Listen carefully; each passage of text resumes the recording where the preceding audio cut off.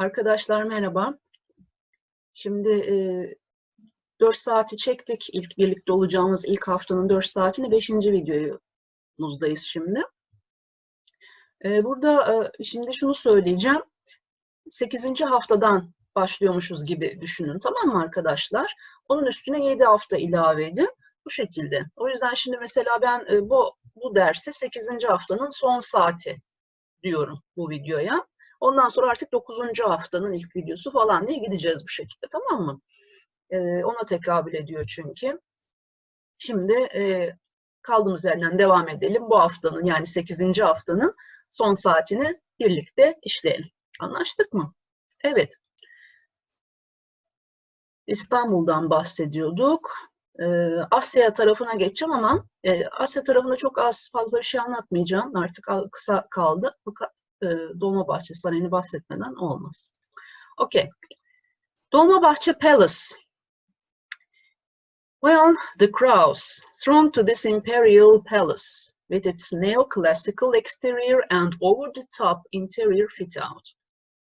Flocking here to visit its selamlık. Selamlık means ceremonial suites. Harem and veliaht dairesi, apartments of the crown prince. Well, more rather than less was certainly the philosophy of Sultan Abdülmecid I, who decided to move his imperial court from Topkapı to a lavish new palace on the shores of the Bosphorus.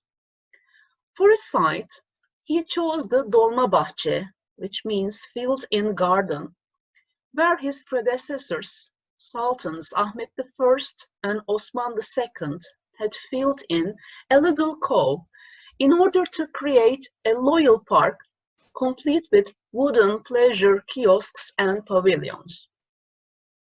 Abdülmecid commissioned imperial architects Nikos and Garabet Balyan to construct an Ottoman European palace that would impress everyone who set eyes on it. Traditional Ottoman palace architecture was eschewed. There are no pavilions here, and the palace turns its back to the splendid view rather than celebrating it. The designer of the Paris Opera was brought in to do the interiors, which perhaps explains their exaggerated theatricality. Construction was finally completed in 1854, and the Sultan and his family moved in 2 years later. Though it had the wow factor in spades, Abdülmecid's extravagant project precipitated the empire's bankruptcy and signaled the beginning of the end for the Ottoman dynasty. During the early years of the Republic, Atatürk used this palace as his Istanbul base and died here on the 10th of November 1938. The tourist entrance to the palace is near the ornate clock tower designed by Sarkis Balyan between 1890 and 1895 for Sultan Abdülhamit II. There is an outdoor cafe near here with premium Bosphorus views and extremely reasonable prices. Yes, really? Reasonable. Okay. The palace is set in well-tended gardens and is entered via its ornate imperial gate. It's divided into 3 sections, as I said before: the selamlık, harem, and veliaht dairesi, apartment of the crown prince. Entry is via a compulsory and dreadfully rushed guided tour. If you decide to go with the guided tour, it has to be rushed, which focuses on the selamlık but visits parts of the harem as well. You can visit the National Palace's Paintings Museum by yourself here.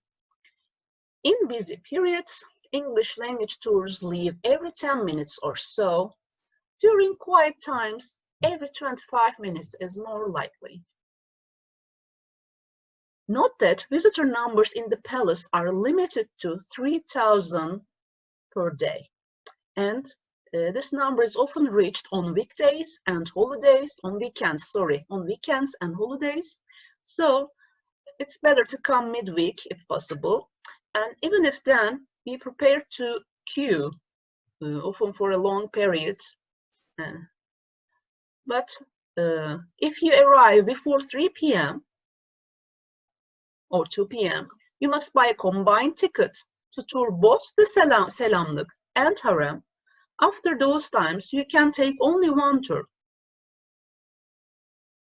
Well, this is the end of Dolmabahce Palace.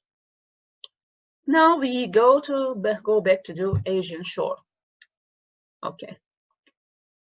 Although most of Istanbul's noteworthy sites, shops, bars, and eateries are on the European side of town, many locals prefer to live on the Asian, means Anatolian shore, citing cheaper rents and a better standard of living.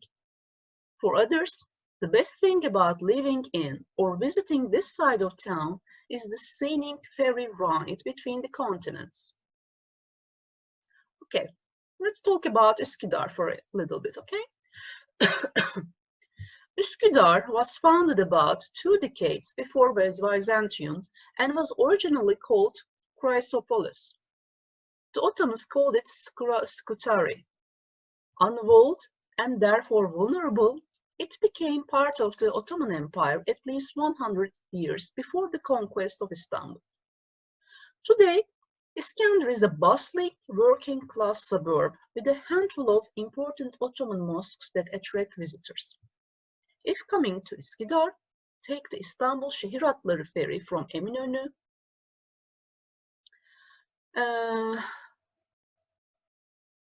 from Kabataş or Beşiktaş, or you can take the Marmaray metro from Vezneciler or Sirkeci. Okay.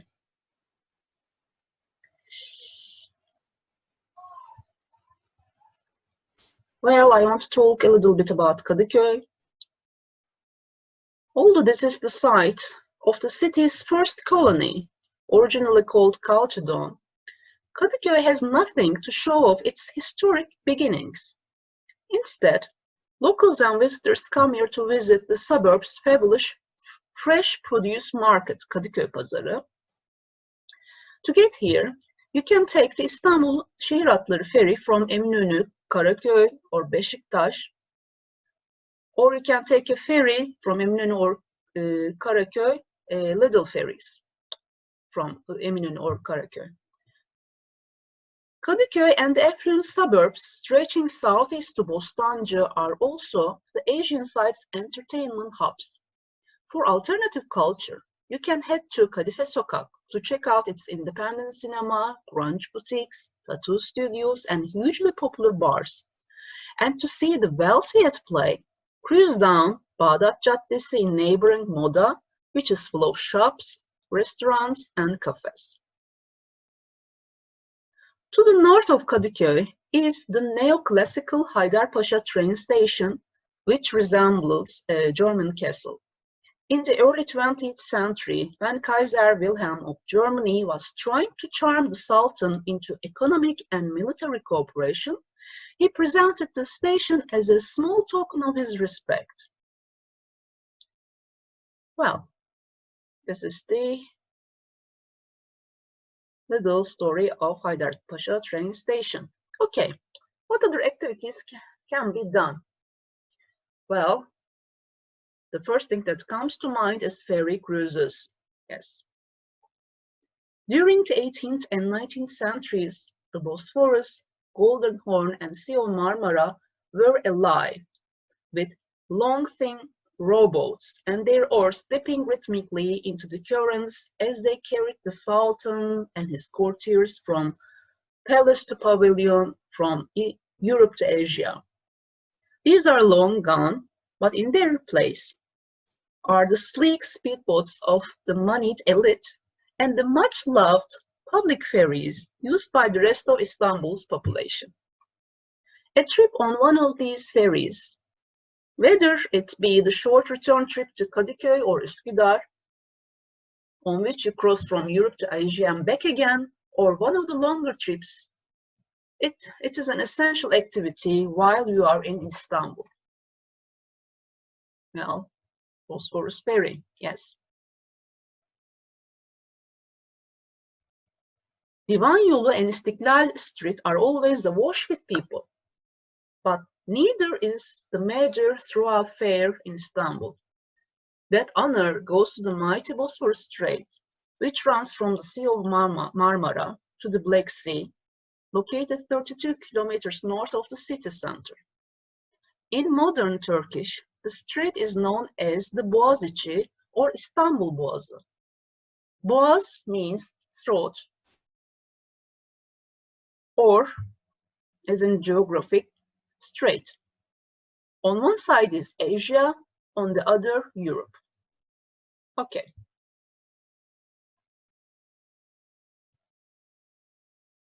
For example, you can hop on a boat on the Eminönü Quay. Well, you can take a Uzun Boğaz tour, a long Bosphorus tour, operated by İstanbul Şehir Hatları. You can have this trip.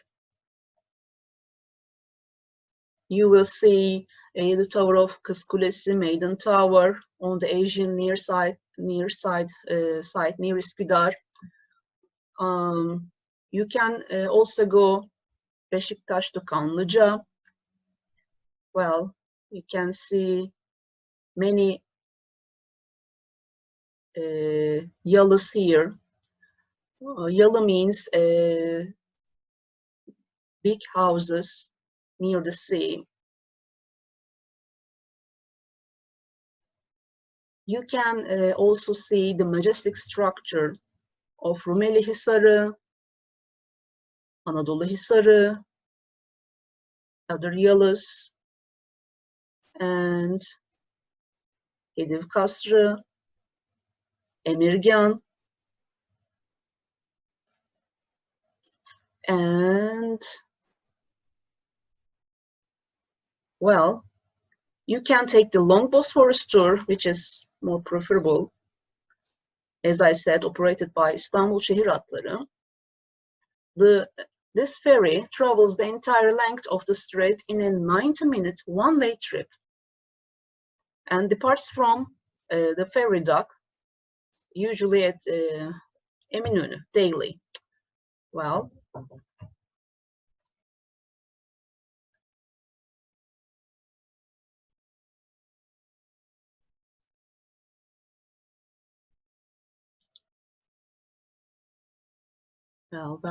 where was I?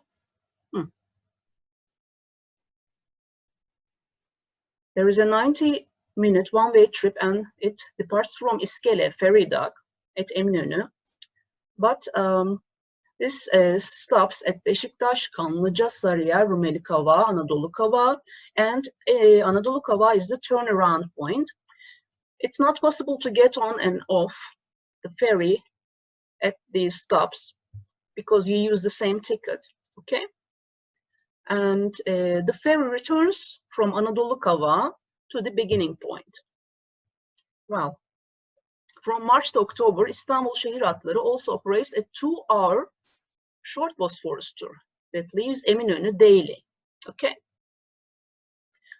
And also, on Saturday evenings between early June and mid-September, there is a special Mehtaplı Geceler turu, Moonlit Night Cruise, leaving from Bostancı and picking up passengers in Eminönü